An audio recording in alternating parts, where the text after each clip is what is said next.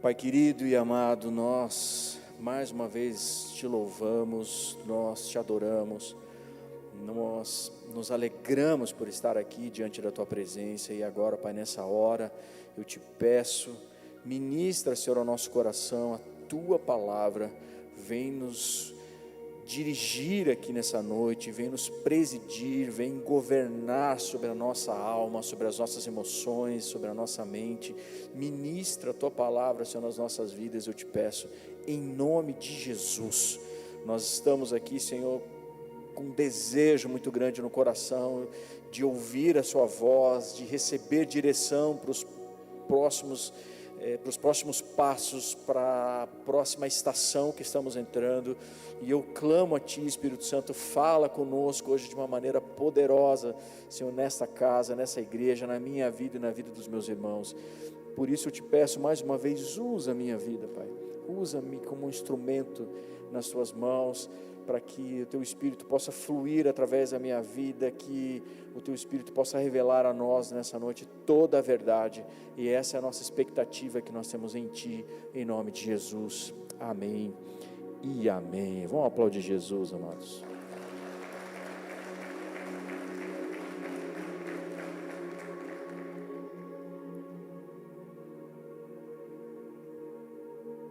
Quero que você abra a sua Bíblia no Evangelho de Mateus, capítulo 28, texto já conhecido dos irmãos, mas eu quero ler com você, Mateus 28, você vai abrir ali no versículo 18 ao 20, que é a grande comissão, que vai falar do desejo do Senhor Jesus para nós. E eu quero convidar você a abrir a sua Bíblia, você tomar nota, ou se você não trouxe Bíblia, você pode acompanhar com a gente no telão, tá bom?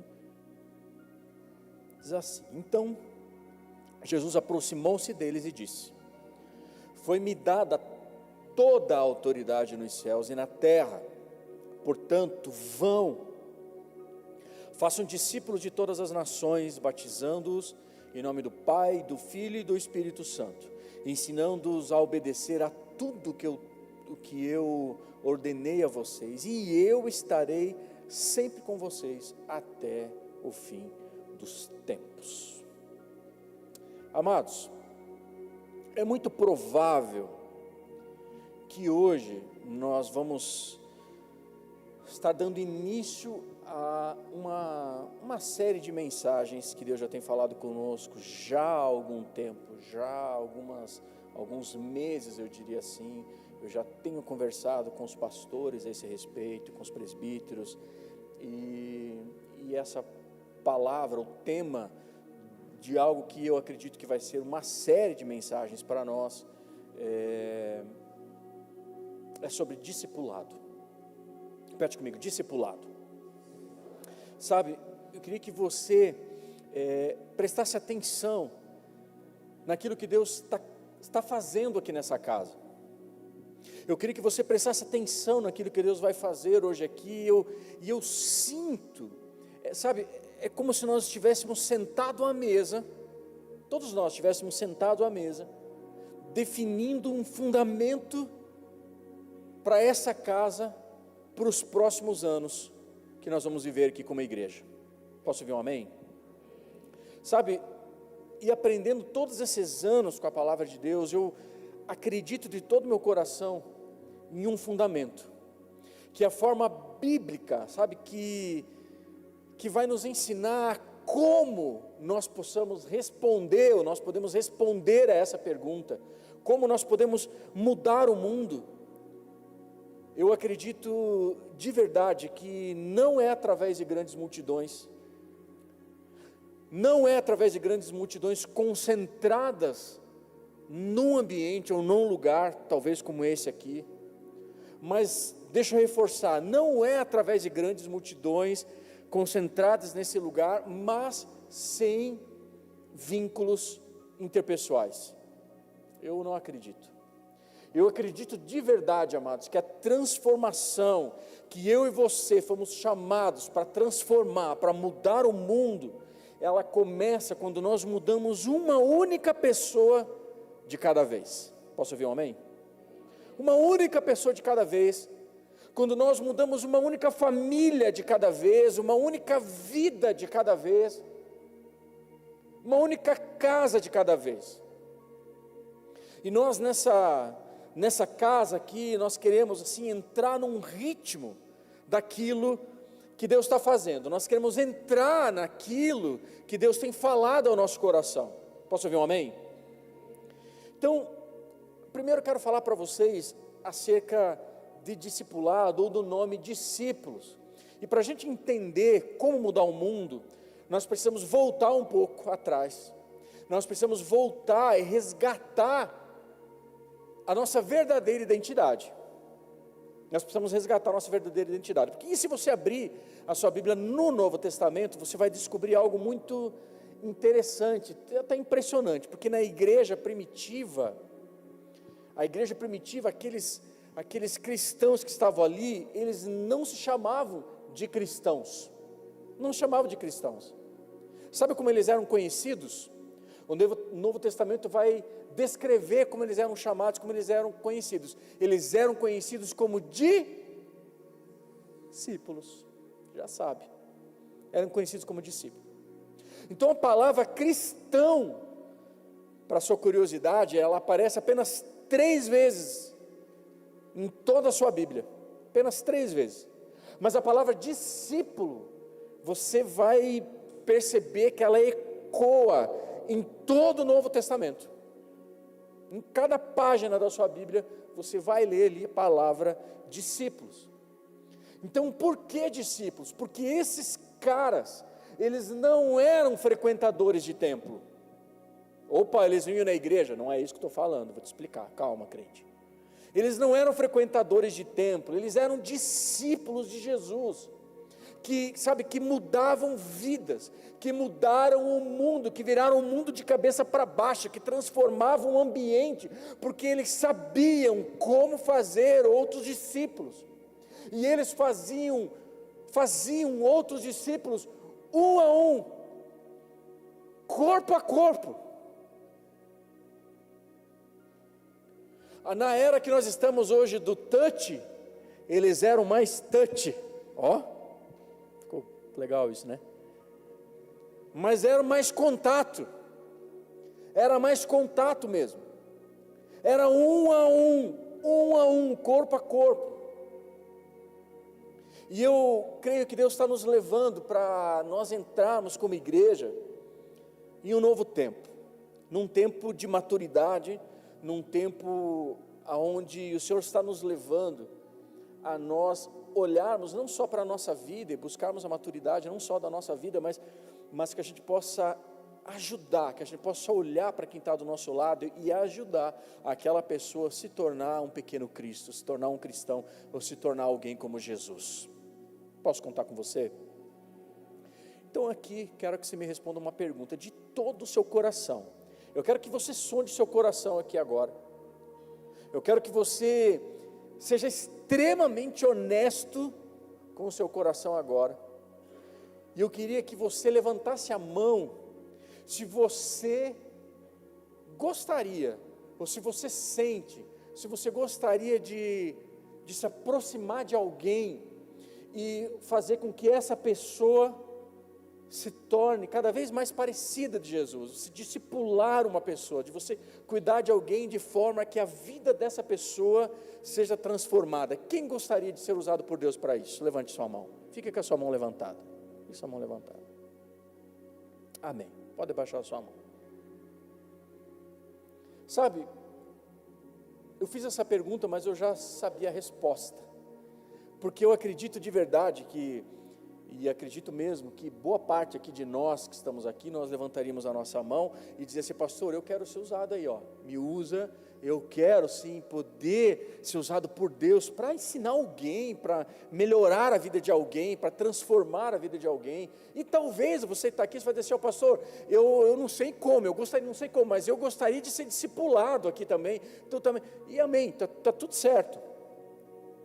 Mas sabe, Deus tem falado conosco acerca de discipulado, acerca de cuidar, acerca de formar discípulos, como Jesus chamou os seus discípulos e deu para eles uma ordem, deu para eles uma direção: vão e façam discípulos, e ensinem eles a viverem, a conduzirem a sua vida da mesma forma como vocês me viram, e da mesma forma que eu ensinei, que vocês me viram, que vocês viram tudo aquilo que eu falei para vocês nesse tempo que a gente está junto.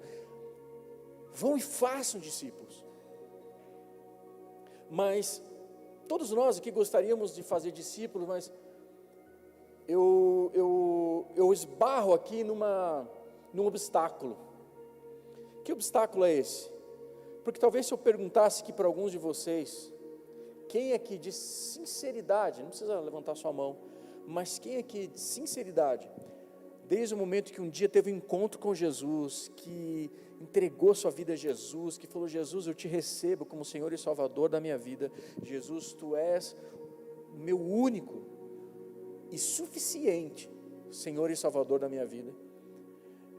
Quem daqui, desde esse momento, pode dizer assim: poxa vida, eu tive alguém, pastor, que durante semanas ou durante um tempo, que se eu precisasse ligar para essa pessoa para tirar uma dúvida sobre a Bíblia, ou quisesse esclarecer alguma coisa, eu sei que eu podia ligar para essa pessoa que ela ia me atender, ou eu tive alguém que me ajudou, eu tive alguém que me encaminhou, eu tive alguém que andou comigo durante um período, durante um tempo, para que eu pudesse ter maturidade, para eu pudesse viver essa nova vida que Cristo tem para mim.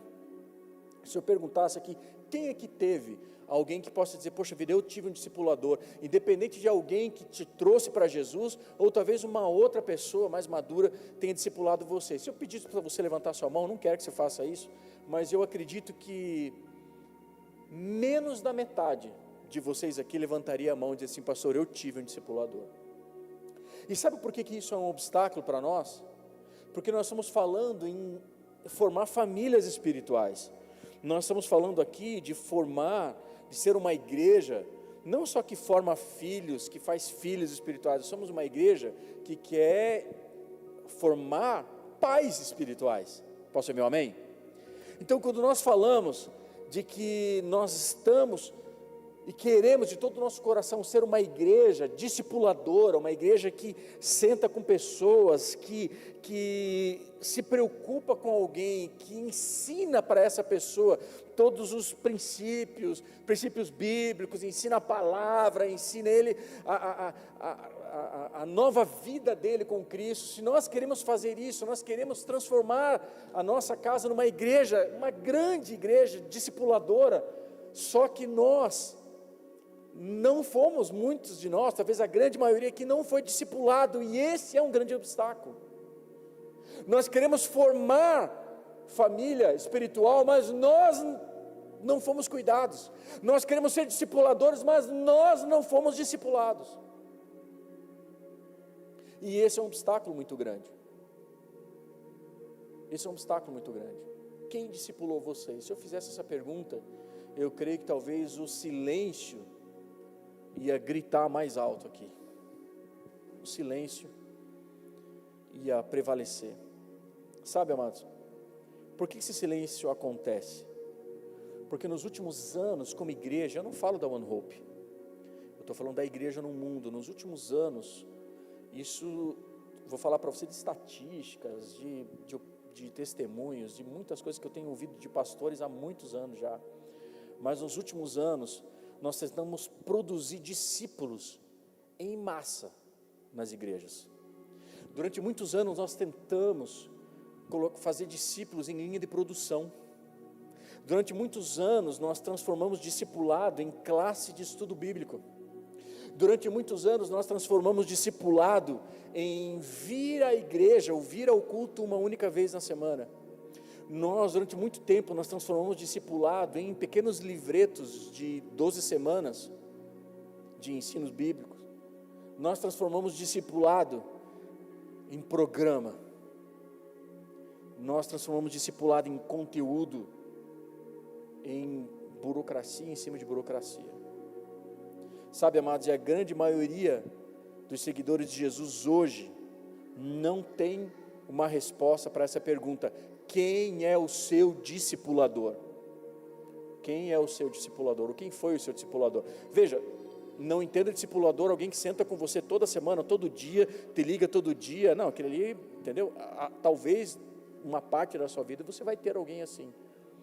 Ou talvez em algum momento difícil que você esteja passando, é necessário que você tenha um acompanhamento mais de perto. Mas discipulador é aquele que você sabe que você pode contar, que se tem alguém que você pode ligar para ele, que ele vai te ajudar, que se precisar ele vai sair da casa dele de madrugada, 3 horas da manhã, e vai ir lá na farmácia comprar um remédio para você, levar para você na sua casa. Discipulador. E talvez se a gente perguntar aqui quem tem um discipulador, o silêncio seria a maior resposta. Sabe, amados, eu vejo, ao mesmo tempo que esse é um obstáculo muito grande, eu vejo uma direção de Deus e uma oportunidade de nós quebrarmos esse ciclo. E eu não sei você, mas eu decidi quebrar esse ciclo na minha geração. Posso ouvir um amém? Sabe, nós estamos aqui tentando tornar discípulos que fazem discípulos sem nunca termos sido discipulado, sem nunca ninguém ter cuidado da gente. Mas eu creio, amados, em nome de Jesus, eu creio em nome de Jesus, que essa orfandade espiritual para e rompe. E eu creio que talvez que vai romper nessa estação, nesse dia, talvez na sua vida, nesse culto, vai romper, porque talvez você não teve alguém que cuidou da sua vida, mas você vai cuidar de alguém, porque eu sinto que é isso que o Senhor está nos levantando nesses dias. Jesus está à porta, Jesus está voltando, meu irmão, e eu sinto, e eu creio que algo muito grande está para acontecer no mundo. Eu sinto o Senhor nos levando, nos conduzindo a esse novo nível, que não é novo, é velho, porque Jesus já falou para a gente lá atrás, mas durante muito tempo nós mudamos o discipulado e tentamos trazer ele em massa. Mas eu quero dizer para você que esse ciclo, ele encerra hoje. E hoje nós começamos um novo tempo, um novo ciclo, um ciclo de maturidade cristã, onde nós queremos e vamos ser intencionais, e vamos buscar de todo o nosso coração, transformar pessoas iguais a Jesus, ou fazer o máximo da nossa vida para transformar pessoas iguais a Jesus. Quem está comigo nessa diz amém. Vamos aplaudir Jesus então?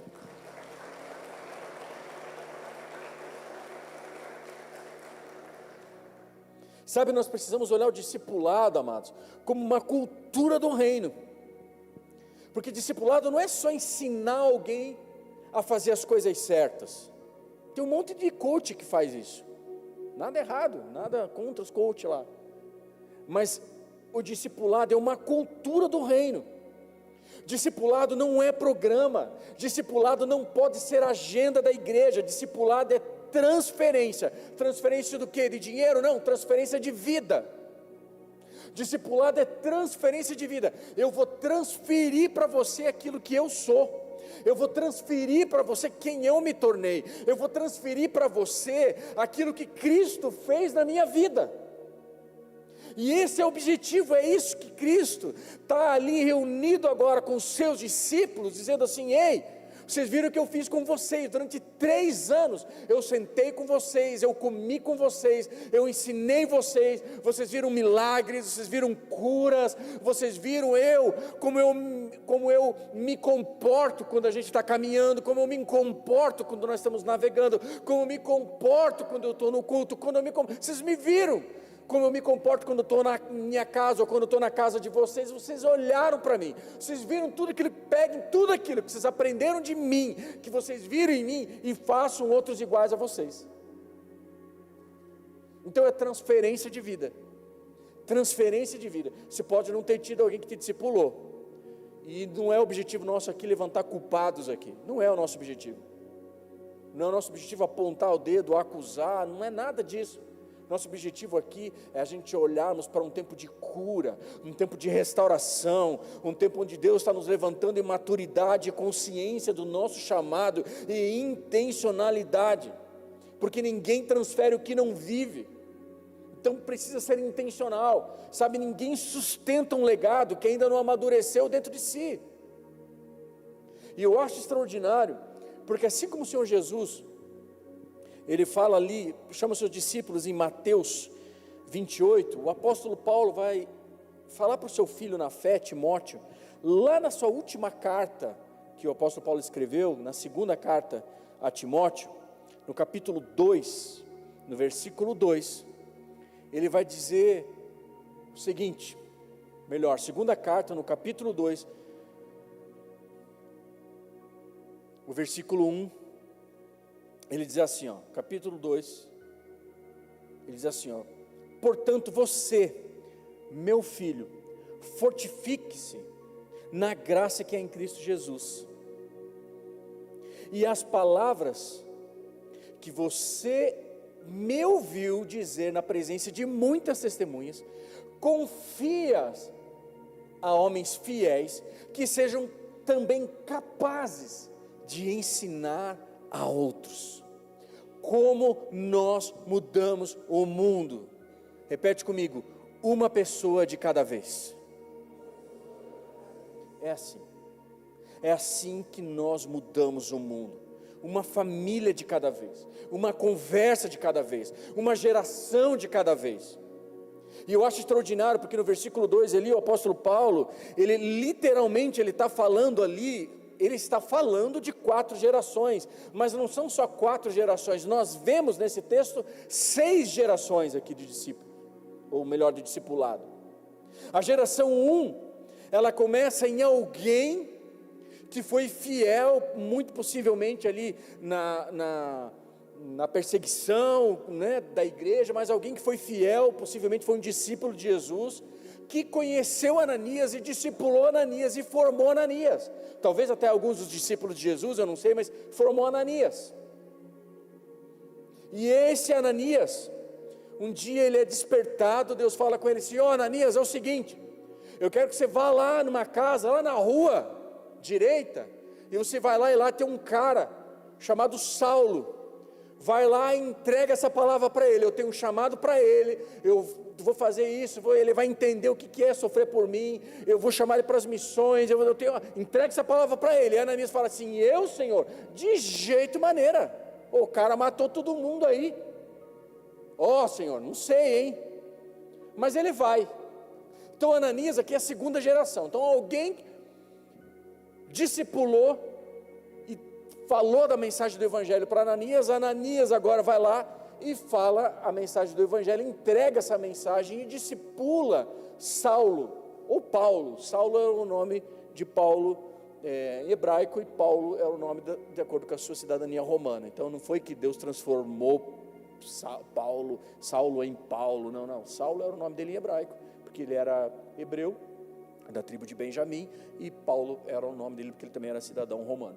Então, agora Ananias vai lá, ele vai lá e fala para Paulo. Então Paulo aqui é a terceira geração, e Paulo agora ele ganha um filho na fé, ele tem um menino ali, que ele amava muito esse menino, era um jovem, e esse jovem agora que ele é pastor, na igreja de Éfeso, e ele manda uma carta para esse menino que ele amava muito, ele chama de filho ali, no texto, e ele fala, põe um versículo para mim ali filho, põe um versículo para mim lá, 2 Timóteo 2:2, isso,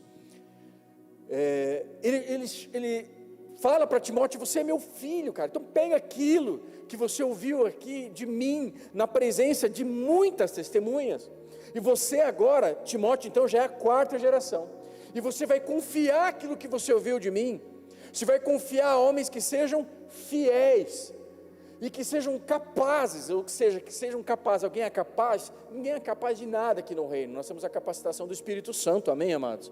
Então homens que sejam fiéis, que sejam tementes a Deus, você vai pegar essa palavra, você é a 4ª geração, vai ensinar para esses homens que vão ser fiéis, e esses homens que serão fiéis, serão capazes de ensinar outras pessoas, 6ª geração, quem está aqui? Então esse é um desafio gigantesco para mim, um desafio gigantesco para você.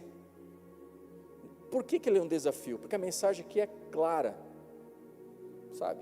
Eu não quero que o meu nome E eu não quero também que o seu nome seja o último na lista de gerações. Fala aí para quem está do seu lado agora, que não seja o último, vai, não seja o último, diga para ele. Não seja o último, não deixe parar em você, não deixe essa linhagem parar em você. Há 2000 anos, discípulo vem fazendo discípulo, discípulo vem fazendo discípulo, até chegar em você, crente. Mas aí você não faz discípulo. A gente esperou que o discipulado fosse no macro, fosse no povo, fosse na multidão. Aí eu não faço discípulo, o que acontece? Morre comigo. Mas não vai morrer em mim, não vai morrer em você, em nome de Jesus. Amém? Pode dar um amém mais forte aí? Não vai morrer na gente, essa conexão não vai quebrar na gente. Não deixe essa conexão, não deixe essa corrente quebrar em você. Não seja o último da lista. Nós precisamos ter algo muito claro na nossa mente, nós precisamos ter algo muito claro aqui. O que precisa ser algo claro? A gente precisa ter a mortalidade em vista. Explique isso, pastor, vou te explicar. Sabe, a preocupação de Paulo, que ele não está preocupado se ele vai para o céu. Paulo, quando escreve isso aqui, ele tem uma angústia, mas a angústia dele, a ansiedade de Paulo aqui, não é se ele vai para o céu, a angústia dele é outra. A angústia de Paulo, a ansiedade dele aqui, é o mundo vai continuar a ouvir Jesus, ou o mundo vai continuar a ouvir sobre Jesus depois que eu morrer? O mundo vai continuar a ouvir Jesus depois que eu partir dessa para melhor? Depois que eu for promovido? Então como é que eu sei disso? Porque lá, nessa última carta para Timóteo, Paulo aqui ele está no corredor da morte, e lá no capítulo 4, versículo 7, ele descreve isso. Ele sabe que o tempo dele nessa terra aqui está chegando ao fim, e ele escreve essas palavras que você já conhece de cor. Ele diz assim: cara, eu combati o bom combate. Então ele entende que a vida é um combate, é uma luta, é guerra, mas eu terminei a jornada, eu terminei a carreira, eu terminei essa corrida, e eu guardei a fé, eu guardei o chamado que eu recebi do meu Senhor. Então ele está dizendo para Timóteo: Timóteo, o meu tempo acabou, cara, meu tempo acabou, e eu estou passando o bastão para você, filho. Sabe a corrida de bastão? Ele está passando o bastão na mão de Timóteo, assim, está aqui, está nas suas mãos agora, filho. E porque você conhece Jesus, a sua missão de vida a partir de outras, Timóteo, é você ganhar outras pessoas que sejam capazes de ganhar outras pessoas também. Sabe, que elas contem para outras pessoas a mensagem que está viva aí no seu coração, na sua geração. Não é sobre ser salvo, não é sobre isso. Não é sobre eu garantir, sabe, a minha salvação, não, é sobre garantir a continuidade da salvação. É isso que Paulo está falando, porque Paulo está olhando para a morte, ele está dizendo assim: cara, eu estou com a minha vida aqui por um fio, eu vou partir, mas a mensagem que eu carrego não pode morrer. Tem alguém aqui, amados? Sabe, você vai ver essa mesma angústia de Paulo lá em Atos 20, Paulo aqui, ele reúne aqui os pastores, né, os presbíteros, os anciãos ali de Éfeso, pela última vez, e ele os encoraja, ele os exorta a uma responsabilidade. Que responsabilidade era essa? Garantir que a mensagem do Evangelho não morra na geração deles. Ele diz assim, versículo 28, diz assim, lá em Atos 20, cuidem de vocês mesmos. Ele está falando para aqueles anciãos ali, para aqueles homens maduros, cuidem de vocês mesmos e de todo o rebanho sobre o qual o Espírito Santo os designou como bispos, para pastorearem a igreja de Deus, que ele comprou com seu próprio sangue. Sei que depois da minha partida, lobos ferozes penetrarão no meio de vocês, e não pouparão o rebanho, e dentre vocês mesmos se levantarão homens que torcerão a verdade, a fim de atrair os discípulos. Por isso, vigiem, lembrem-se que durante 3 anos, jamais cessei de advertir cada um de vocês disso, dia e noite, com lágrimas. Então Paulo está falando assim, ó, cuidem, pastoreiem, não deixe que essa mensagem, vai surgir lobo, hein? Vai surgir lobo, vai surgir gente que vai falar bobagem aqui, inclusive vai ter, entre vocês vai surgir uns caras malucos aí, mas ó, não deixe, sabe, não deixe, vigie, não deixe não sejam roubados, não deixe de falar desse evangelho que eu insistentemente, que eu adverti vocês noite e dia, com lágrimas. Então Paulo está sofrendo aqui, para que eles sejam formados, para que eles sejam capacitados a ponto de não deixar o evangelho morrer, de não deixar o evangelho morrer naquela geração. Mas a preocupação de Paulo falou assim, cara, façam discípulos. Paulo está fazendo, na verdade, ele só está copiando, ou ele só está clonando, ele só está usando o modelo, modelando, é assim que os coaches falam, assim, ele está modelando o que Jesus Cristo fez, porque o Senhor Jesus lá em Atos 1, 8 e 9, Jesus disse para os seus discípulos, ó, vocês vão receber poder quando o Espírito Santo vier sobre vocês, e vocês serão minhas testemunhas em Jerusalém, na Judéia, na Samaria, até onde os olhos de vocês alcançar, até os confins da terra. Então Jesus está dizendo o que para os seus discípulos? Cara, continua trabalhando, meu irmão, continua trabalhando, vai, cutuca aí mais 7 pessoas, diga assim, cara, continua trabalhando, irmão, fala, vocês estão muito quietos, irmão, vamos terminar esse culto aqui então, vamos para casa, assistir Fantástico? Não, então cutuca alguém e fala assim, continua trabalhando, irmão, vai, me ajuda a pregar aqui, irmão, continua trabalhando.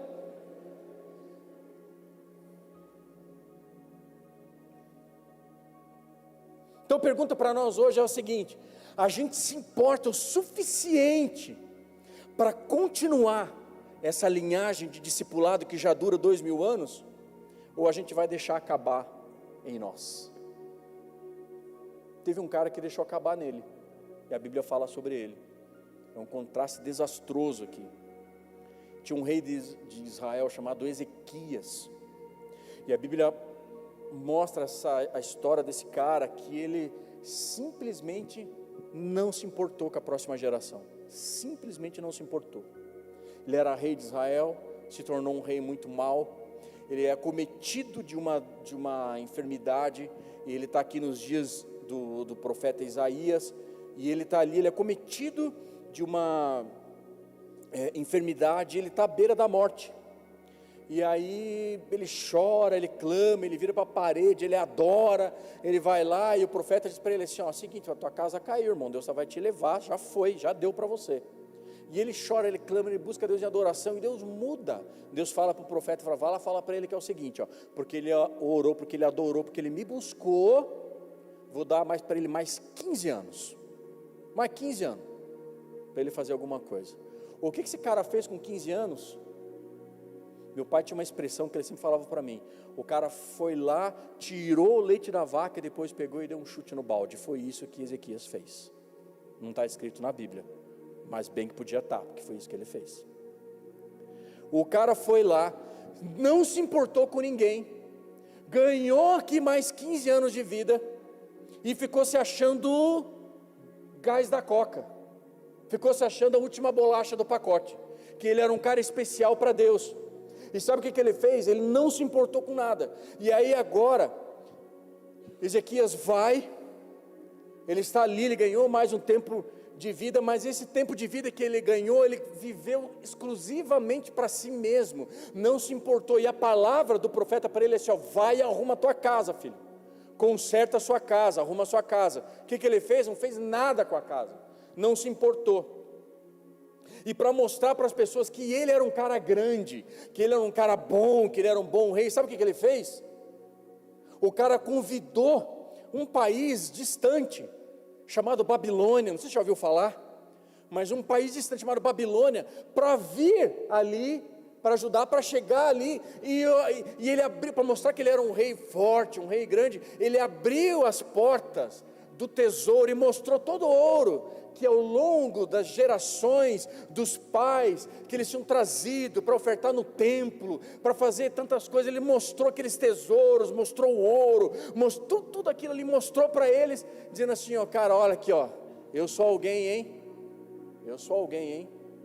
Aí o rei da Babilônia, sabe o que ele fez?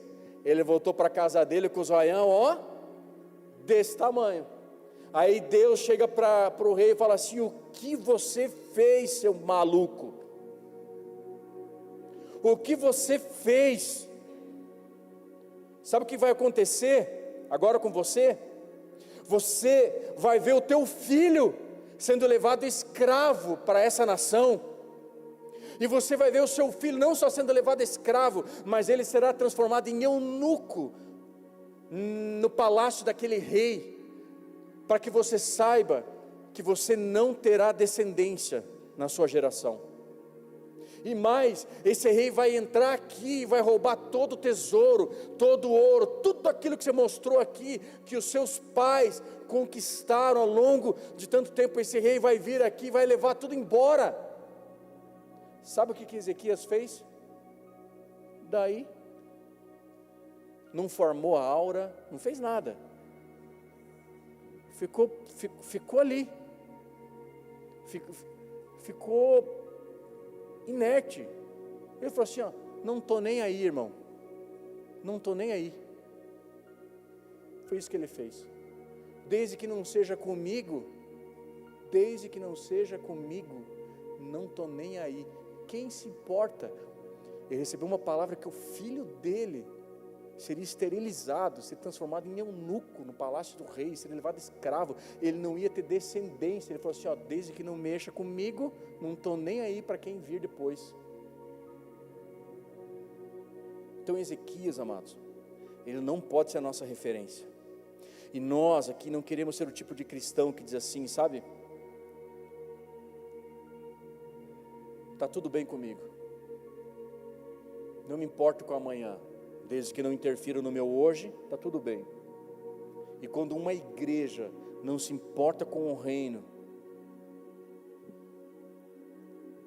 ela morre, espiritualmente morre. Mas quando uma igreja se importa com o discipulado, se importa com vidas, quando uma igreja ela se importa, sabe, amados, com o próximo, quando ela se dedica ao discipulado, meu irmão, quando uma igreja se dedica às verdades do reino. E eu posso dizer para você, amados, um dia a One Hope não será mais nossa. Um dia a One Hope vai ser dos nossos filhos, dos seus filhos, dos nossos netos, dos seus netos. Nós vamos passar o bastão, nós vamos entregar para eles. E a nossa missão hoje, tudo que nós precisamos fazer é garantir que a fé da próxima geração não vai acabar, mas será ativada através de nós. Esse é o meu e o seu chamado. Meu irmão, quem está entendendo aqui?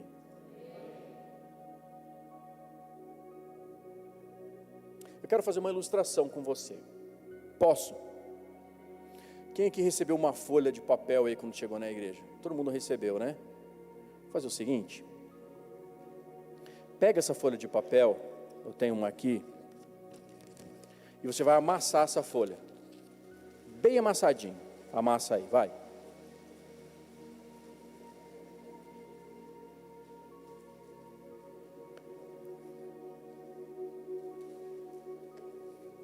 Vou fazer algo que eu vi na internet outro dia, eu achei tão legal, eu vou fazer na minha igreja isso.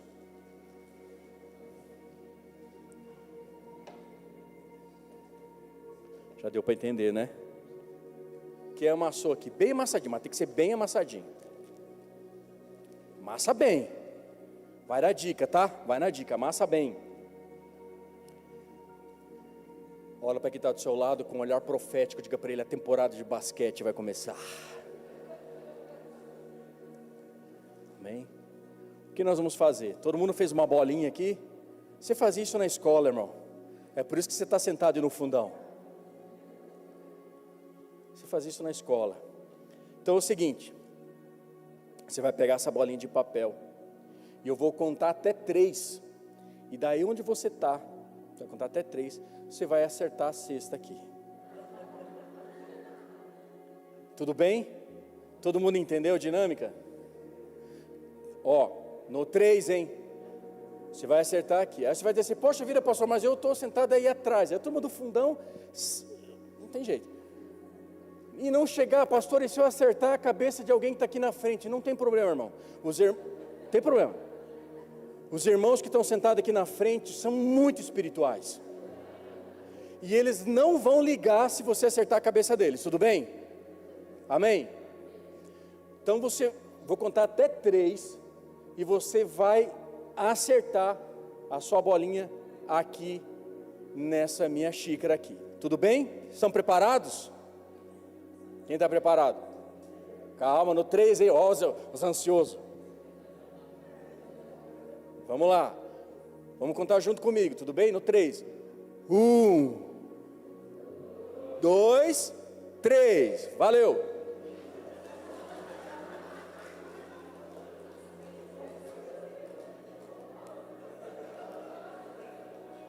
É no 3, irmão. É no 3.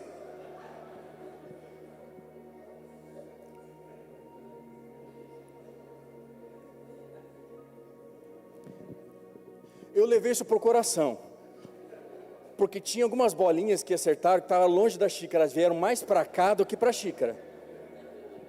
Fala a verdade. Eu acredito que muitos de vocês estavam com segunda intenção aqui, mas tudo bem, eu amo vocês, sou muito espiritual para perdoar vocês também por isso. Mas, deixa eu ver aqui, ninguém acertou a xícara. Posso tentar? Posso tentar também?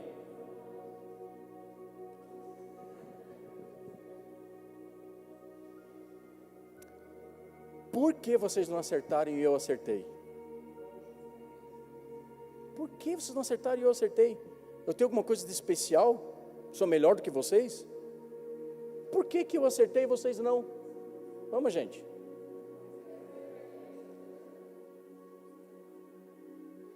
Isso é discipulado. Guarde isso no coração de vocês.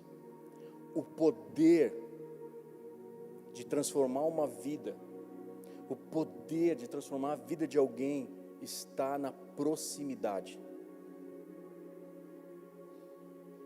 Não sou melhor arremessador do que vocês. Eu só estava mais perto.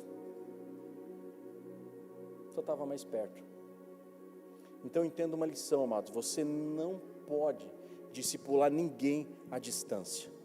Ninguém à distância. E eu vejo, sabe, para Paulo, lá em Filipenses capítulo 4, ele vai dizer assim no versículo 9: ponham em prática. Repete comigo, toda a igreja repete comigo: ponham em prática. Ponham em prática tudo o que vocês aprenderam, receberam, ouviram e viram. Não sei que estão olhando, né? Não está, nós estão adivinhando. Põe o texto lá, filho. Filipenses 4, não. Vamos esperar o Marco pôr o texto. Isso. Não, é Filipenses, filho. 4, 9. Uma salva de palmas para o Marco, vai. Isso.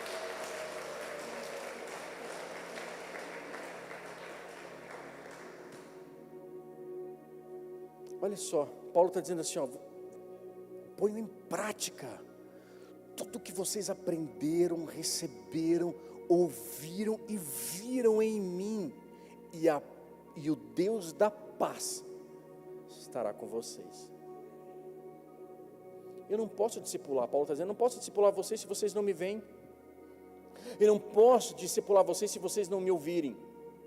Como é que eu posso discipular pessoas que eu não conheço? Como é que eu posso discipular pessoas que eu não conheço? E com isso eu tenho 2 coisas que eu quero falar para vocês acerca do discipulado. Sabe, muitas vezes nós chamamos de discipulado, ou achamos que discipulado é postar versículo, ou mandar versículo bíblico para alguém, ou postar frase bonita na rede social. Mas não confunda repostar versículo com ser discípulo. Tem alguma coisa de errado nisso? Claro que não. Claro que não, tem nada de errado nisso.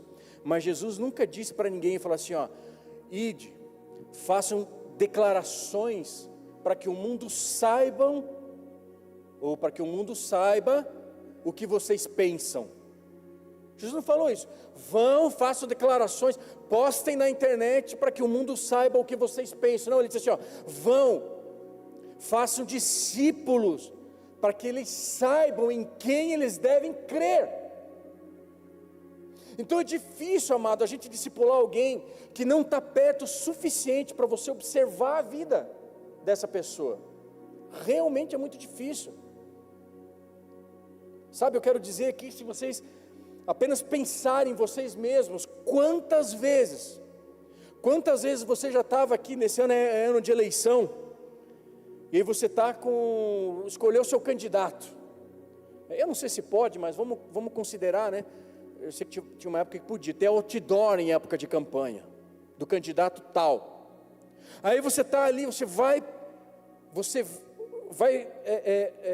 exercer, né, o seu voto, e você vai passar, você já tem o seu candidato, mas quando você passou, você viu um outdoor do outro candidato. Quem de vocês, porque viu o outdoor do outro candidato, mudou de opinião aqui, votou no candidato do outdoor? Quem? Ninguém. Mas às vezes a gente faz discípulo assim, acha que fazer discípulo é assim. Não é assim. Repete comigo, não é assim. Sabe, amados, eu não estou dizendo que você deve parar e se posicionar publicamente, não. Mas a igreja, tem igreja aqui? A igreja precisa ser sal e luz. Então a gente precisa aqui, amados, a gente precisa ser sal e luz. Mas para aqueles que estão do nosso lado, para aqueles que conhecem o nosso dia a dia, sabe, não basta mandar postagem, eles precisam de proximidade. As pessoas precisam de proximidade. E que você entende o propósito de Deus, sabe, para a sua vida, porque eu vejo algo claro aqui, irmãos. Ele colocou você exatamente onde você está por uma única razão. Já parou para pensar no emprego que você tem? Você só está ali nesse emprego porque Deus colocou você nesse lugar? Você já parou para pensar que você mora na sua rua porque Deus colocou você nesse lugar, porque Ele tem um plano para você nesse lugar? No trabalho que você está, porque Deus colocou você nesse lugar? Na formação que você tem profissional, porque Deus colocou você nesse lugar? E tudo isso é campo missionário suficiente, onde Deus confiou você, amados. E você, aí no seu campo missionário, na sua rua, com a sua família, com os seus entes queridos, com os seus amigos, com os seus colegas de trabalho, de profissão, no seu condomínio onde você mora, não sei. Mas você tem muito mais chance de alcançar essas pessoas do que eu. Quem está entendendo? Diz amém. Pensa comigo. Se você estivesse lá no seu trabalho, e no seu horário de folga, no seu horário ali de intervalo, no seu almoço, no seu café, não sei, mas no seu horário de intervalo, todo mundo tem um horário de intervalo, amém? E ali nesse horário de intervalo você fala assim: pastor, eu quero que você vá lá no meu horário de intervalo, lá no meu trabalho, e você prega essa pregação aí, e eu vou dar folha para o pessoal, nós vamos amassar, vamos fazer bolinha, e vamos colocar uma xícara lá, você vai ilustrar isso aqui tudo, e você vai pregar para eles, porque eu quero que eles façam discípulo. Os caras nem me conhecem, os caras vão olhar assim: quem que é esse maluco? Quem que é esse cara? Você entende? Quem tem muito mais chance de alcançar essas pessoas? Você, porque você está próximo. Você está próximo delas. Sabe, Jesus não disse aqui, amados, que o pastor de vocês é o sal da terra e a luz do mundo. Está escrito isso na Bíblia de vocês? Não. Não está, amado. Ele disse: vocês são sal e luz, não o pastor de vocês. Então as pessoas aqui, amados, as pessoas aqui precisam ver na sua vida, e elas precisam encontrar na sua vida, fora do templo, elas precisam olhar em você e desejarem o Deus que você serve, e você tem muito mais condições de alcançar essas vidas do que eu, se eu estiver lá. Então pensa nisso, as pessoas à sua volta como seu principal campo missionário. Mas a segunda coisa que eu aprendo sobre discipulado, antes de encerrar, é que igualmente difícil é você discipular alguém perto de você, que conhece a sua vida e sabe que a sua fé é apenas dentro da igreja, que o seu cristianismo ele acaba quando você sai do portão daqui para fora. Poxa, é difícil discipular alguém assim, porque ninguém vai acreditar em você. É por isso que ao longo desses anos como pastor, quando eu me aproximo, eu quero discipular alguém, eu trago gente para minha mesa, trago gente para minha casa, eu viajo com alguns de vocês, eu ia, agora nem tanto mais, mas antes, quando a gente cuidava de outras igrejas, outros ministérios, eu levava muitos aqui junto na viagem comigo. E sabe o que a gente conversava? Não conversava de Bíblia muitas vezes, a gente conversava de Bíblia, na verdade muitas vezes conversava muito de Bíblia, né? Vamos lá, deixa eu voltar aqui, mas muitas vezes a gente conversava sobre tudo quanto é outro tipo de assunto, e alguns deles nem sabiam, mas eu era proposital nisso, para que eles pudessem ver quem de fato eu sou, não só quando eu estou pregando aqui, porque é muito fácil, vocês verem assim, pô, aquele pastor aí, ó, cara, quase o vice-querubim, o cara sabe muito, o cara prega, o cara não sei o quê, mas você não sabe quem eu sou na verdade, só sabe quem anda comigo, quem dirige comigo, quando eu me comporto quando eu estou dirigindo, quando eu me comporto quando eu estou brincando de kart com o pessoal, quando eu me comporto, né, sabe? Quando eu me comporto quando eu estou brincando com o pessoal, vai jogar videogame com alguém, você vai assistir futebol com alguém, vê, ó, o bocudo lá, ó, vai no domingo, prega na igreja, aqui o bocudo aqui, fala, só estou dando exemplo, tá? Não faço isso, né? Mas as pessoas precisam ver quem você é, e é difícil você discipular alguém quando você é crente só dentro da igreja. Então a regra base do discipulado, amados, é assim, ó, vejam como eu vivo e façam o mesmo. E eu acho tão surreal, eu quero chamar o louvor aqui em cima, se estiver preparado aqui, eu acho tão surreal, porque lá em 1 Coríntios, tudo né? Olha que interessante, 1 Coríntios 11:1, Paulo está falando assim, ó, sejam meus imitadores, como também eu sou imitador de Cristo. Sejam meus imitadores. Paulo está dizendo assim, ó, vocês me conhecem, pessoal, vocês me conhecem na prática, você sabe que eu não sou perfeito, mas vocês me conhecem, e você sabe que eu procuro imitar a Cristo. Então, ó, quero imitar a Cristo, olhem para a minha vida. Paulo está tendo coragem, está dizendo, eu imito a Cristo, então olhem para mim, olha para a minha vida. Quem aqui tem coragem de chamar alguém para perto e dizer assim, cara, olha para a minha vida como eu sigo a Cristo? Mas esse é o chamado para nós.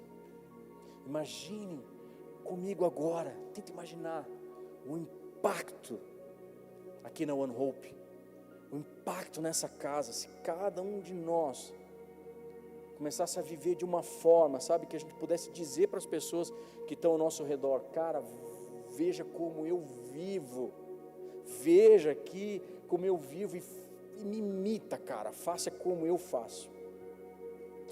Então a proximidade sem coerência, ela sempre vai afastar as pessoas, mas proximidade com integridade transforma gerações. Como a gente transforma o mundo? Um de cada vez. É isso. No fim das contas, discipulado é transferência de vida. No fim das contas, discipulado não é apenas ensinar doutrina, não é apenas corrigir comportamento, não é apenas transmitir informação, longe disso. Mas discipulado é gerar vida na outra pessoa. É isso, é formar alguém. E formar alguém a partir daquilo que Deus está formando em nós. Sabe, por isso que quem discipula precisa viver com essa consciência aqui do chamado. Porque eu não posso transferir algo para alguém que eu não carrego com maturidade. Quando a igreja entende isso, amados, ela deixa de uma vez por todas de produzir consumidores, longe de nós querer produzir consumidores, mas a gente passa a gerar filhos, servos, líderes, discípulos, gente que carrega o reino com profundidade, gente que ama Jesus e que entende que o único desejo no coração é que a gente possa pegar essas pessoas que estão próximas da gente e fazer elas um pouquinho mais parecido com Jesus. E é essa cultura que nós queremos estabelecer aqui nessa casa. É essa cultura. A cultura em que o discipulado ele seja cada vez mais natural, cada vez mais relacional, cada vez mais intencional. E aí ele vai ser transformador. Curva sua cabeça, feche seus olhos. Como nós mudamos o mundo? Como nós mudamos o mundo? Uma pessoa de cada vez. Uma família de cada vez. Como nós mudamos o mundo? Uma conversa de cada vez. Uma geração de cada vez. Não através de campanhas massivas ou programas sofisticados, mas através de pessoas comuns, que têm os seus defeitos, que têm as suas dificuldades, mas que se permitem serem tratados e que foram tão transformados por Jesus, que agora podem transformar outras pessoas. É isso. Se você se tornar uma pessoa assim, um discípulo que faz discípulo, você não muda apenas uma vida, você muda o destino de gerações. Qual vai ser o seu legado? Essa é a pergunta para nós hoje. Qual será o seu legado? Quero orar por pessoas aqui. Talvez você chegou aqui pela primeira vez, você tem nos assistido esse culto de casa, você está escutando agora no Spotify, ou você está aqui nesse auditório aqui. Eu quero orar por você. Eu queria que, se você pudesse colocar a mão no seu coração, isso aqui, eu queria que você repetisse essa oração comigo, dizendo: Senhor Jesus, nesta noite, eu entrego a minha vida, meu coração, tudo que eu tenho, e tudo que eu sou, eu entrego a Ti. Tu és tudo para mim. Eu reconheço que o Senhor veio a essa terra, morreu morte de cruz, mas ressuscitou ao terceiro dia, e vivo está, para que eu também tenha vida, e vida em abundância. Então perdoa os meus pecados, lança eles no mar do esquecimento, escreve o meu nome no livro da vida, porque hoje eu te recebo, e te aceito como meu único e suficiente Senhor e Salvador da minha vida. Em nome de Jesus. De olhos fechados. Alguém aqui fez essa oração pela primeira vez na sua vida?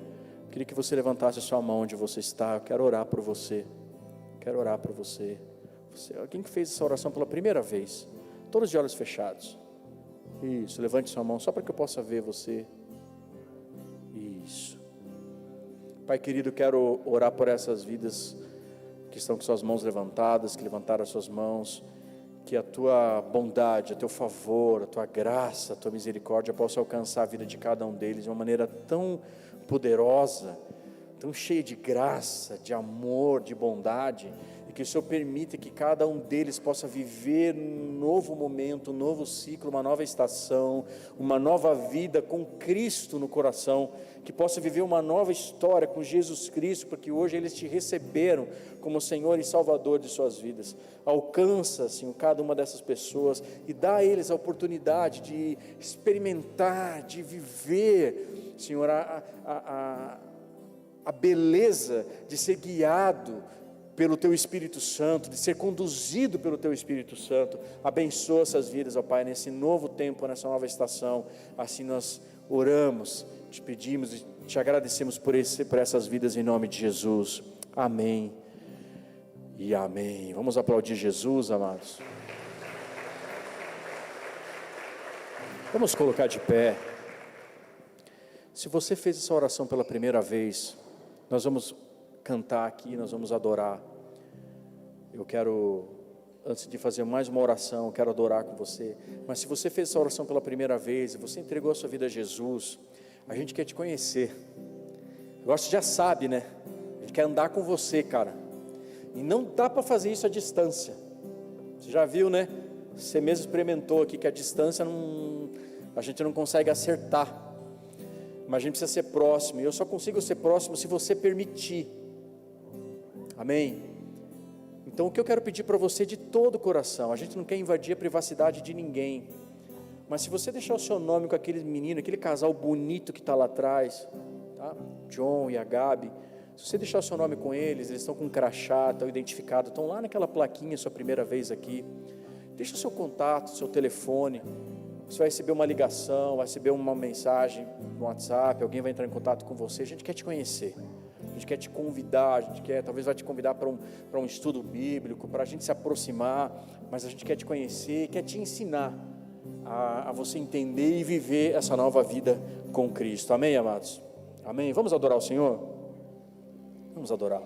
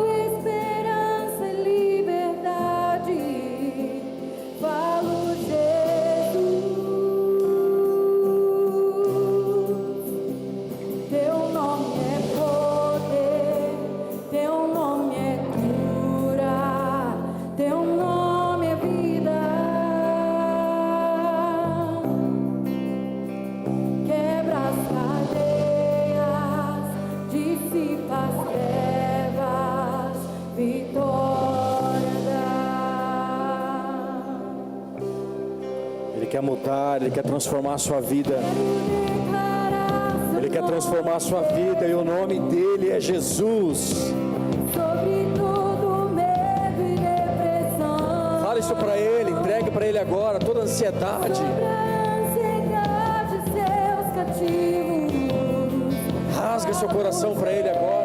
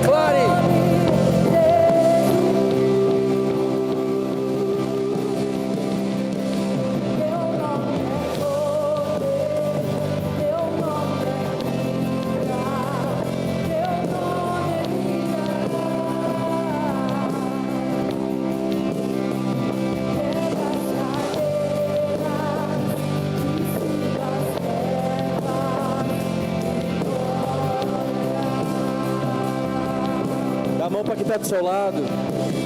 Fecha o corredor.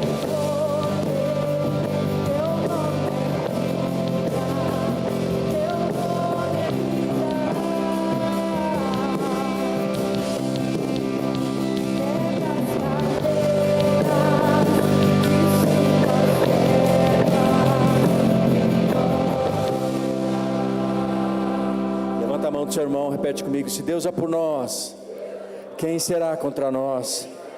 Senhor é o meu pastor, em nada me faltará. Oremos juntos. Pai nosso que estás nos céus, santificado seja o teu nome. Venha a nós o teu reino, seja feita a tua vontade, assim na terra como nos céus. O pão nosso de cada dia nos dai hoje. Perdoa as nossas dívidas, assim como nós perdoamos os nossos devedores, e não nos deixes cair em tentação, mas livra-nos do mal, pois teu é o reino, o poder e a glória para sempre. Amém.